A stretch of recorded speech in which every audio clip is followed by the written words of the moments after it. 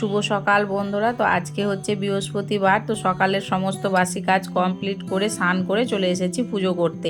তো বৃহস্পতিবার আমার পুজো করতে অনেকটা সময় লেগে যায়। তো নিচে এসে দেখছি যে 11টা বেজে গেছে। তো আজকে আর জল খাবার বানানো হয়নি, মা বললো আর বানাতে হবে না। তো সবাইকে চা আর পাউরুটি দিয়ে দুপুরের জন্য ভাতটা বসিয়ে দিলাম, দিয়ে বাকি কাজ যেগুলো ছিল সেগুলো কমপ্লিট করলাম। আর জামা কাপড় তো শুকাচ্ছেই না বন্ধুরা, এত পরিমাণে বৃষ্টি হচ্ছে, আর শুকাতে দেবো সেটারও জায়গা পাচ্ছি না। তো সিঁড়িতেই একটা দড়ি টাঙিয়ে সেখানে শুকোতে দিলাম, তারপর এদিকে দুপুরে রান্না বান্নায় চলে এলাম। তো আজকে দুপুরে রান্নায় করেছি ডাল আর একটা সমস্ত সবজি দিয়ে ঘন্ট, ভেন্ডি ভাজা আর গোল গোল করে আলু ভাজা। মাম্মা পাপা গোল গোল আলু ভাজা খেতে খুব ভালোবাসে নিরামিষের দিন, আর আজকে তো নিরামিষ আমাদের।